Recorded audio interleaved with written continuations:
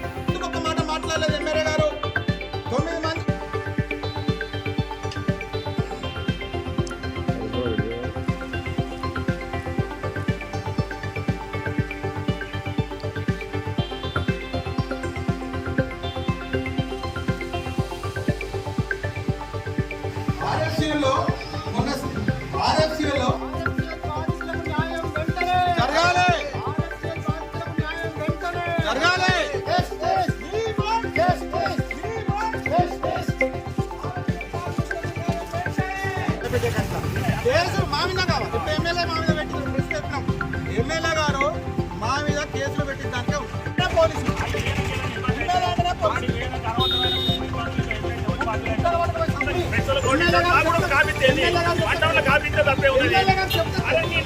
Permission కోసం case పెట్టాలి. గుట్టబడిపోయి సంపండి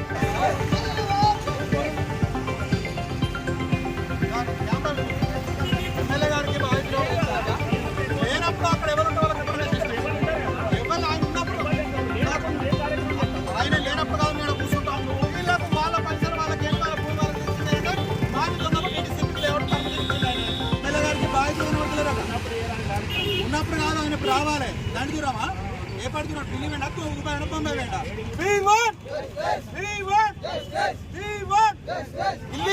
MLA వేసే పనులన్నీ లీగలే.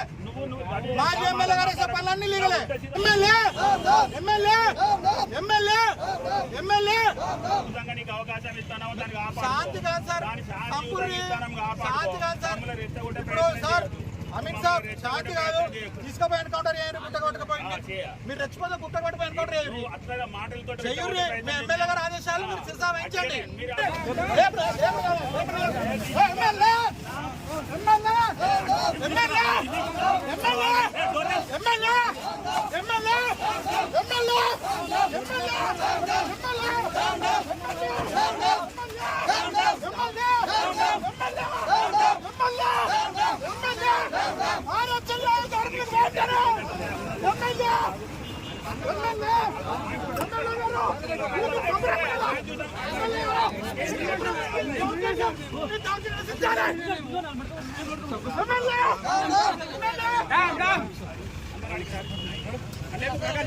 ఎమ్మెల్యే గారు మీ పోలీసులు పెట్టించి అక్రమంగా అరెస్ట్ చేసిన క్యాంప్ హౌస్ ముట్టేసి నిరాహార బరబరిని క్యాంప్ హౌస్ చూస్తున్న ఎమ్మెల్యే గారు గత నెలలో గోదావరికని ప్రెస్ క్లబ్లో ఇదే ప్రెస్ మీట్ సమావేశం నిర్వహించి ఆర్ఎఫ్సిఎల్ బాధితుల యొక్క న్యాయపరమైనటువంటి డబ్బులను మేము ఎమ్మెల్యే గారి దృష్టికి తీసుకెళ్లడం జరిగింది. అయ్యా మీరు ఏదైతే ఎలక్షన్ హామీ ఎన్నికల హామీ అమాయక కార్మికుల యొక్క ఆశలను మీరు కుప్పగా వేసుకొని గద్దెనెక్కినరు. మీరు దయచేసి మీకు రిక్వెస్ట్ చేస్తున్నామని చెప్పి ఆ రోజున బాధితులందరికీ న్యాయం చేయండి, డిటిసిపి లేఅవుట్ రద్దు చేయండి, బాధితులందరికీ 100% ఇవ్వండి, పెరిగిన రూపాల ప్రకారం 200% ఇవ్వండి, వాళ్ళకు 200 లాభాలు 200% లాభాలు వస్తే వీళ్ళకు కూడా కార్మికులకు కూడా పెట్టిన పెట్టుబడి తగ్గట్టు ప్రతిఫలం రావాలి. లేకపోతే ఆ భూములను బాధిత కార్మికులకు రిజిస్ట్రేషన్ చేయండి, ఆస్తులు జప్తులు చేయండి అని ఏదైతే మీరు ఎలక్షన్ హామీలో ఇచ్చినటువంటి దాన్ని మీకు గుర్తు చేయడం జరిగింది. కానీ మీరు దాన్ని హామీను నివర్తించకపోగా మీ బానిసలను పెట్టి మమ్మల్ని సోషల్ మీడియాలో తిట్టిస్తూ ఉన్నారు. మీరు మాట్లాడినటువంటి మాటలనే మీకు గుర్తు చేసేటువంటి కార్యక్రమం చేస్తూ ఉన్నాం మీడియా ముఖంగా.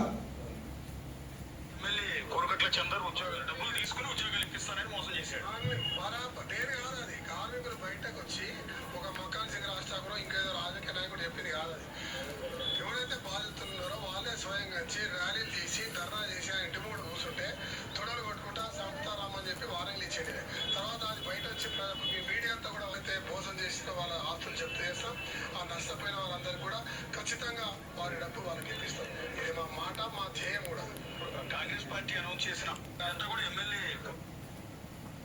సాక్షాత్తు ఎమ్మెల్యే గారే కార్మికుల యొక్క ఆశలను వాళ్ళ నమ్మకాన్ని ఇవాళ తాకట్టు పెట్టి ఏదైతే ఆస్తులు జప్తు చేసి కార్మికులకు న్యాయం చేస్తా అన్నారు. అయ్యా మీరు న్యాయం చేస్తా అన్నారు కదా అని చెప్పి మా వాళ్ళు కొద్దిమంది పోయి అడిగితే బాధితులు లేరు, బాధితులను పట్టుకొని వస్తే మేము న్యాయం చేస్తామని మాట్లాడిండ్రు. మేము గత నెలలో ప్రెస్ మీట్ పెట్టి అయ్యా బాధితులకు ఇంతమంది ఉన్నారు, ఇది కథ న్యాయం చేయండి అంటే నిమ్మకు నీరెత్తిన విధంగా ఉండి గత పాలకులతోటి కుమ్మక్కయ్యి ఇవాళ హైదరాబాద్ పార్టీకి భూమినంతా దారాదత్తం చేసి కార్మికుల నోట్లో మట్టి కొట్టడానికి మీరు ఇలా తెరలేపిండ్రు. ఆర్ఎక్స్ఎల్ గేట్ కాడికి వచ్చి మీరు వీధి నాటకాలకు తెరలేపినటువంటి ఎమ్మెల్యే గారు సురభి నాటకాలు చేసిండ్రు.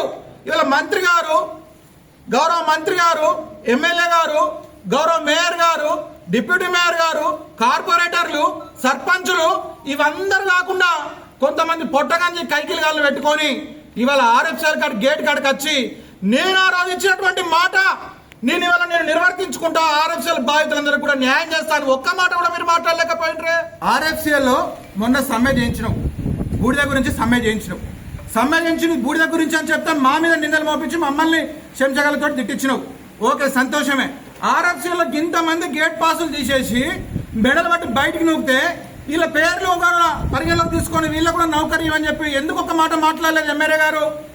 9 మందికి ఉద్యోగాలకు తీసుకోమని చెప్పి డిమాండ్ పెట్టినావు. మరి వీళ్ళందరూ కూడా గేట్ పాసులు తీసేసినటువంటి వాళ్ళు వీళ్ళందరూ మనుషులు కాదా? వీళ్ళందరికీ పొట్టలు లేవా? వీళ్ళందరికీ కుటుంబాలు లేవా? ఉద్యోగాలు చేస్తా ఉన్నటువంటి వాళ్ళందరినీ కూడా కడుపులో పెట్టుకొని వాళ్ళకు కూడా ఉద్యోగాలు ఇవ్వాలని చెప్పి మీరు ఎందుకు ఎమ్మెల్యే గారు మీరు మేనేజ్మెంట్ డిమాండ్ చేయలేదు? ఇప్పుడు కూడా తక్షణమే డిమాండ్ చేస్తున్నాం. వీళ్ళందరికీ కూడా ఎవరెవరైతే డ్యూటీ చేద్దామనుకున్నటువంటి వాళ్ళందరికీ కూడా గేట్ పాసులు ఇప్పించాలి, వాళ్ళ ఫుల్ డబ్బులు 100% ఇప్పించాలి. భూములలో జాగాలలో వాళ్ళకి ఖచ్చితంగా వాటా ఇప్పించి వాళ్ళకి రిజిస్ట్రేషన్ చేయాలి. దొంగలు ఏర్పాటు చేసుకున్నటువంటి డిటిసిపి లేఅవుట్ను రద్దు చేయించాలి. రద్దు చేసి వీళ్ళకి న్యాయం చేసే వరకు కూడా టెంట్ వేసుకొని నిరాహార కూర్చుంటామని చెప్పి ఎమ్మెల్యే గారికి ఇవాళ పోలీసులను పెట్టచ్చు. బయట పోలీసులు తిరుగుతారు. మీరు రాగా మేము దొంగతనం చేసినావా? మేము లంగతనం చేసినావా? దొంగతనం చేసినటువంటి వాడేమో దొరలెక్క తెల్ల తెల్ల అంగిలు వేసుకొని పెద్ద పెద్ద కార్లు తిరుగుతా అంటే మేము ఇలా అన్నమో రామచంద్ర అని రోడ్డు మీదకి వచ్చినటువంటి వాళ్ళను మాయంబడి పోలీసులు తిరిగి పోలీసులు పంపించి మీరే ముట్ట కట్టుకుంటారు. ఇవాళ ఇదే బాధితులందరూ ప్రెస్ క్లబ్ సాక్షిగా మీ దగ్గరికి వస్తున్నాం, మేము క్యాంప్ ఆఫీస్కి వస్తున్నాం. ఎట్లట్లా బాధితులు లేరని అంటారు? ఎట్లట్లా మీరు నిందితులతో కుమ్మక్క అవుతారు? ఎట్లట్లా మీరు వీళ్ళ నోట్లో మట్టి కొడతారు? ఇలా అడిగేటోడు లేడని చెప్పి, ఇలా నిలవనిష్టం లేడని చెప్పి ఇష్టం ఉన్నట్టుగా పట్టపాటులు రాజకీయ వ్యభిచారం చేస్తామనంటే ఇక్కడ చూడ్డానికి మాత్రం మేము కూడా కార్మికుల బిడ్డలమే, మేము కూడా ఇదే మట్టి మీద పెరిగినటువంటి వాళ్ళము, మేము కూడా ఎదిరించి నిలబడ్డటువంటి వాళ్ళమే. ఎవరైతే నాశనం చేద్దామని కార్మికులను కుట్రలు మన్నినరో ఆ కార్మికుల వాళ్ళను బొందబెట్టినటువంటి నేల చరిత్ర కలిగిన నేలలో మీకు ఇవాళ బాధితుల లిస్టు ఇక మొదటి విడతగా లిస్టుగా మొదటి విడత 100 మందితోటి మొదటి విడత లిస్టు. ఇందులో రెండో విడత కూడా ఉన్నది. రెండో విడత కూడా సుమారుగా తక్కువ మంది రాని, ఒక 100 మంది రానంటే 100 మంది బాధితులు వచ్చిండ్రు. ఈ బాధితులందరినీ కూడా న్యాయం చేయాల్సిన అవసరం ఉన్నది. మీ మాటే, మీ హామీయే. ఇవాళ మీరెందుకు మీ హామీని మీ మాటను దొంగలకు మీరు అమ్ముతున్నారని చెప్పి మిమ్మల్ని గట్టిగా డిమాండ్ చేస్తూ ఉన్నాం. మీ ప్రెస్ మీడియా సాక్షిగా మీ అందరూ కూడా రిక్వెస్ట్ చేస్తూ ఈ లిస్టును బహిర్గతం చేస్తూ ఇదే లిస్టు పట్టుకొని ఇప్పుడు ఎమ్మెల్యే గారు క్యాంప్ ఆఫీస్కి పోతున్నాం. ఎమ్మెల్యే గారు వచ్చి న్యాయం చేసే వరకు ఎమ్మెల్యే గారు మీ అందరికీ కూడా ఆ డిటిసిపి లేఅవుట్ రద్దు చేయించి కార్మిక బాధితులందరికీ కూడా ఆ భూమిలో భాగస్వామ్యం ఇచ్చి పట్టా రిజిస్ట్రేషన్ చేయించి, లేదు రిజిస్ట్రేషన్ ఇట్లా చేయించామంటే పెరిగినటువంటి రేటు ప్రకారంగా ప్రతి ఒక్క బాధిత కార్మికునికి డబ్బులు ఇస్తామని మీ నోటి నుంచి చెప్పే వరకు కూడా మేము ఆ క్యాంప్ ఆఫీస్ ముందటనే నిరాహార దీక్ష కూర్చుంటామని చెప్పి మీడియా ముఖంగా తెలియజేస్తూ ఆర్ఎఫ్సిఎల్ బాధితులందరూ కూడా రెండో విడత బాధితులు కూడా టెంట్ వేసుకొని కూర్చున్నప్పుడు అందరూ వచ్చి విజయవంతం చేయాలని కోరుకుంటా ఉన్నాం.